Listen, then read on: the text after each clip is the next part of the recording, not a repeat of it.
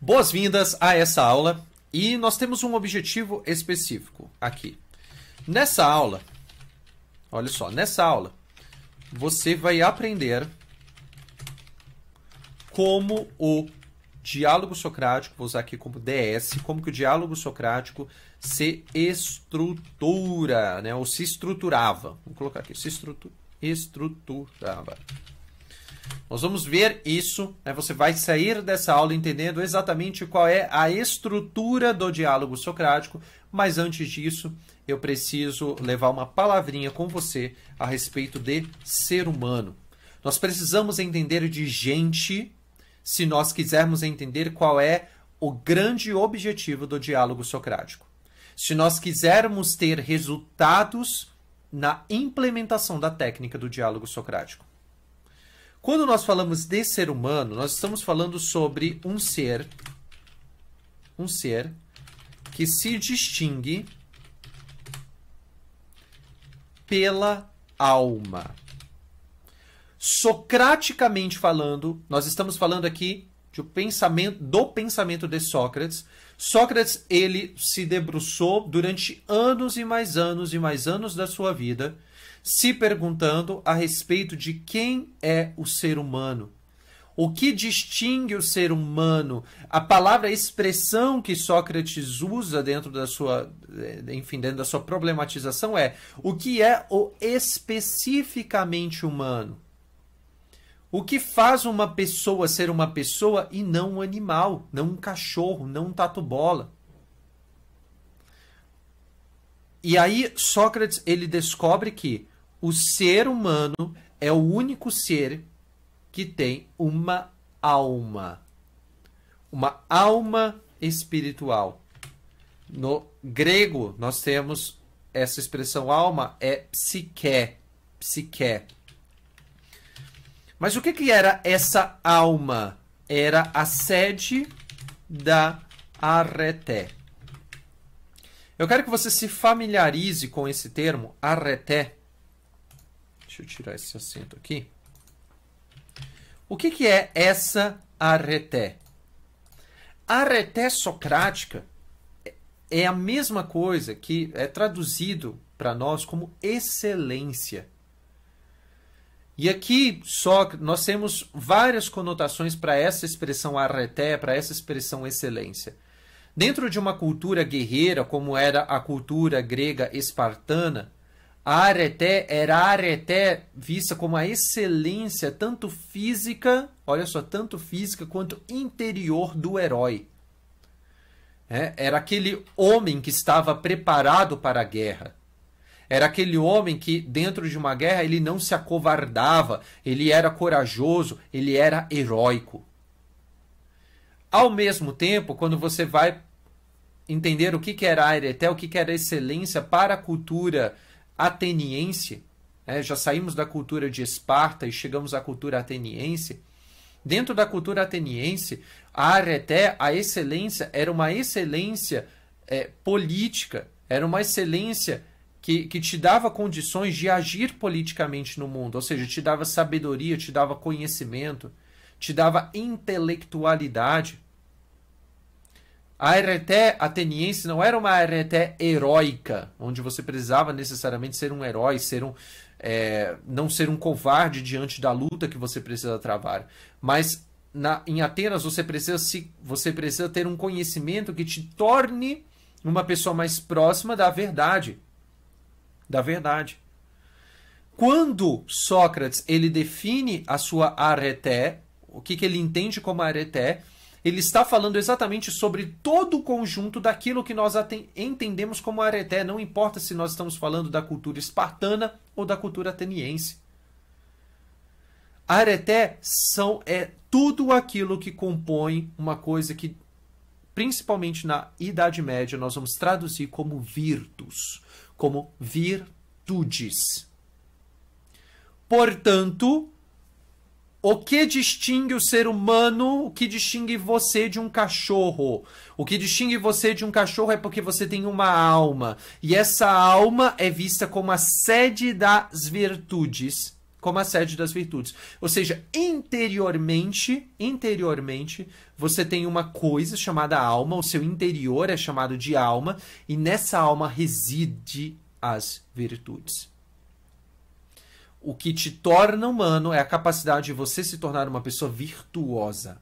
O que faz a sua vida valer a pena, portanto, é você viver uma vida virtuosa. Não uma vida de bicho, não uma vida de animal, mas uma vida de valores, de virtudes, uma vida divina.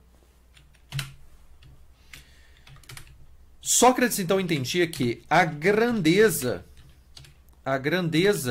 de uma pessoa depende necessariamente do nível da sua arete.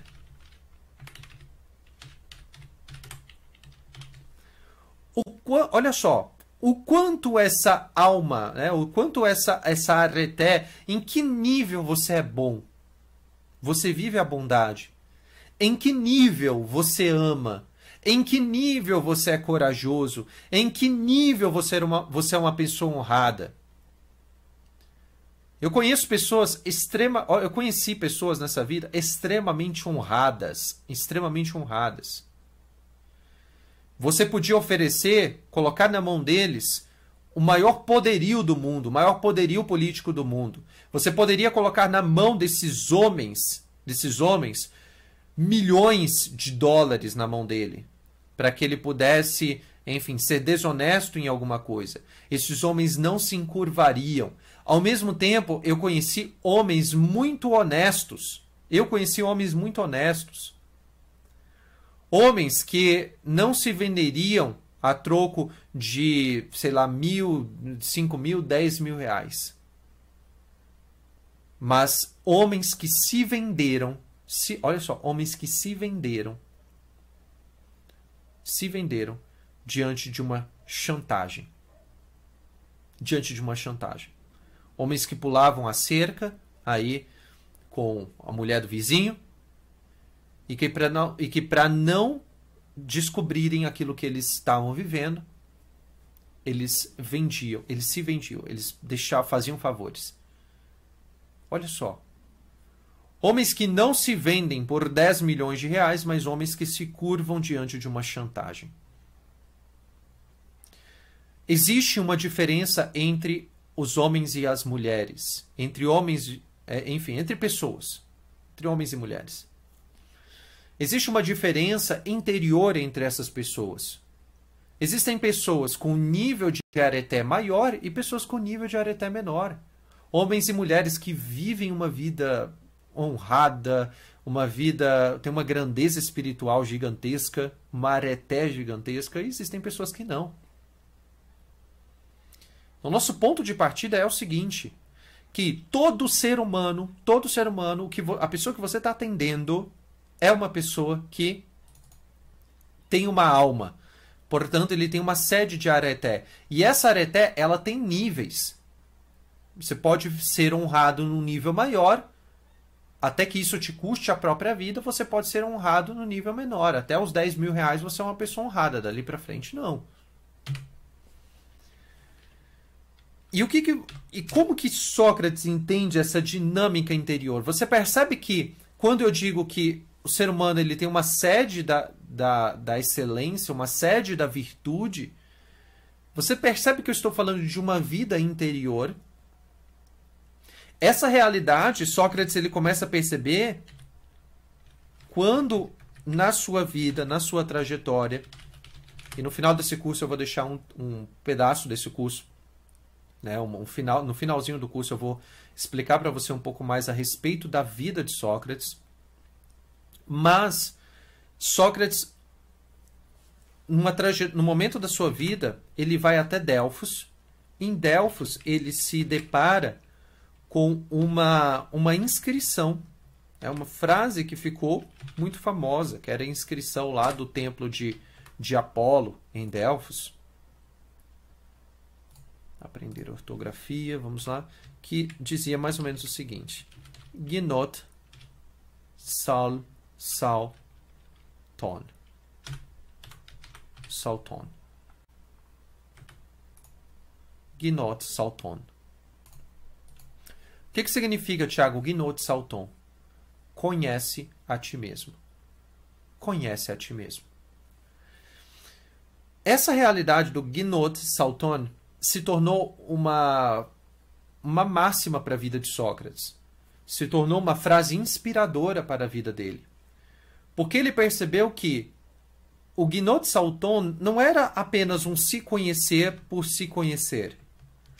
Quando eu me conheço, quando eu me dedico ao autoconhecimento, a me conhecer de fato, o que vai acontecendo? O que acontece comigo? Acontece uma cura interior.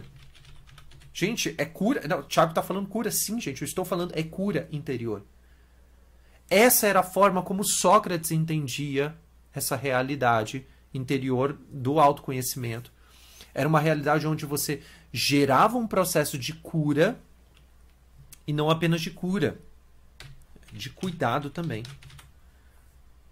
Então eu me conheço porque me conhecer é um processo de cura interior, é um processo de cuidado interior que eu vou gerar dentro de mim. E esse processo é um processo que pode ser feito através do quê? Do diálogo socrático. Sócrates enxergava que o diálogo socrático era o método, era a ferramenta, era o meio que ele usaria para curar interiormente as pessoas, para cuidar interiormente das pessoas. Então, nós estamos falando de uma técnica, nós estamos falando do diálogo socrático, não como sendo simplesmente um mecanismo, como que se diz? Um mecanismo dialético para poder ajudar uma pessoa a encontrar uma coisa chamada verdade. Não, o diálogo socrático é um processo, é um caminho que vai curar interiormente as pessoas. Vai curar interiormente elas, porque a verdade cura. O diálogo socrático, ele vai te colocar diante da areté, diante da virtude. A virtude que você precisa viver. A virtude que é a salvação do seu espírito, literalmente. Porque todas as vezes que eu vivencio uma realidade espiritual, que eu me torno uma pessoa mais virtuosa, eu me torno uma pessoa que tem mais sentido na vida. E muitas vezes ter sentido na vida, gente, olha, eu estou falando o seguinte, para uma pessoa que a cada 40 segundos nós temos uma pessoa que depende do sentido da vida. A cada 40 segundos uma pessoa tira a própria vida porque não encontrou valor na vida que tem. Uma pessoa comete suicídio. A única resposta que essa pessoa precisa na vida é: qual é a razão para que eu possa continuar vivendo? Ela só precisa de uma razão para viver. Quando eu construo um estilo de vida virtuoso, um estilo de vida onde eu vou aumentando o nível da minha areté, da minha vida interior, eu estou construindo uma vida que tem sentido. Por isso que encontrar a areté, fazer das virtudes um estilo de vida, é o mesmo que salvar vidas. Você está curando interiormente, é uma salvação espiritual da vida das pessoas.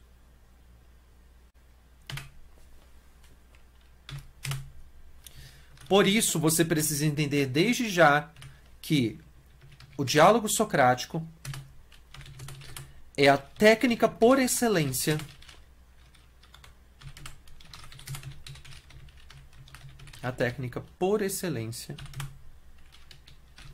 para gerar pessoas virtuosas.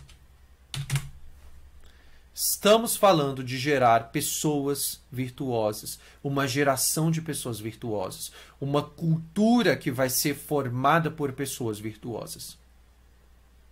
E esse processo está nas suas mãos. esse caminho está nas suas mãos. Eu posso te garantir que ao implementar a técnica do diálogo socrático, você vai ajudar qualquer pessoa a ter diante de si a possibilidade de encontrar a verdade, encontrar o sentido de sua vida e a ser pessoas que construam uma vida virtuosa, um estilo de vida que vai proporcionar a cada dia uma vida com sentido para ela. Tudo bem, Thiago, tudo bem, mas qual é a estrutura do diálogo socrático? Eu vou apresentar essa estrutura para você, apenas apresentar. Eu não vou trabalhar em cima delas agora. Por quê, Thiago? Porque nós vamos trabalhar cada etapa do diálogo socrático em um módulo muito específico, tá bom? Mas eu quero apresentar aqui para você, já que eu disse que ia apresentar. O diálogo socrático tradicional está dividido em 3 momentos, ou 3 etapas. 3 momentos. Tiago, quais são esses 3 momentos?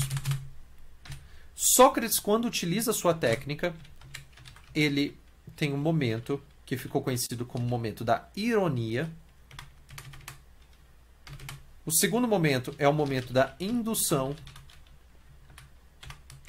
E o terceiro momento é o momento da maiêutica. Tradicionalmente, essas são as 3 etapas do diálogo socrático. A etapa da ironia, da indução e da maiêutica. O que existe na etapa da ironia? Só para você poder saber aqui. É o momento onde Sócrates ele se subestima. Subestima-se. Tomás de Aquino, vários séculos depois, vai dizer que esse momento do diálogo socrático é o momento onde Sócrates ele realiza uma mentira lícita. A ironia é uma mentira lícita. Que é, eu me coloco abaixo, eu me coloco numa posição de humildade, uma posição abaixo daquilo que eu realmente sou. É como Tomás de Aquino diz, é uma mentira, mas é uma mentira lícita. Eu me coloco numa posição inferior à pessoa com a qual eu estou dialogando. Nós temos que lembrar que Sócrates ele não usava o diálogo socrático numa realidade terapêutica, nem num processo de coaching, nem num processo de análise. Ele debatia publicamente com pessoas. Ele usava, ou pelo menos o diálogo socrático que ficou mais famoso era nesse debate com outras pessoas. E o que está presente ali nesses debates? O Sócrates ele se coloca numa posição inferior à do seu oponente. Então existe um momento de se subestimar. Tiago, como que isso funciona na prática de um atendimento? A gente vai ver isso. Aguenta a mão, nós temos um módulo só para poder falar da ironia. Ele vai se subestimar. Na etapa da indução, é uma etapa onde eu saio do particular e vou em direção ao universal, do particular ao universal. É que nós estamos falando de definições, nós estamos falando de ajudar, de ajudar a pessoa a ter consciência da forma como ela encara uma situação muito particular. E essa situação particular, quais são os valores, os princípios que podem ser direcionados para outras situações na vida, do particular ao universal. E nós temos a etapa da maiêutica, que é o que geralmente as pessoas conhecem mais a respeito do diálogo socrático, que é o momento do interrogatório. Momento do interrogatório. Esse é o momento aonde, de fato, eu vou mergulhar nas perguntas. É a parte que o pessoal mais conhece do diálogo socrático. O próprio coaching, se você pega o coaching, o pessoal costuma falar no coaching de perguntas poderosas e tudo mais. Essa é a etapa da maiêutica do diálogo socrático. Mas nós temos que lembrar que existem 2 etapas anteriores à maiêutica. Tá joia? Bom, só queria apresentar para você esses 3 momentos e lembre-se do seguinte, lembre-se do ser humano que nós estamos atendendo, é um ser espiritual que vai buscar virtudes. Sem você entender essa realidade, você não consegue entender ou praticar a técnica do diálogo socrático, tá bom? Grande abraço e nos vemos na nossa próxima aula. Música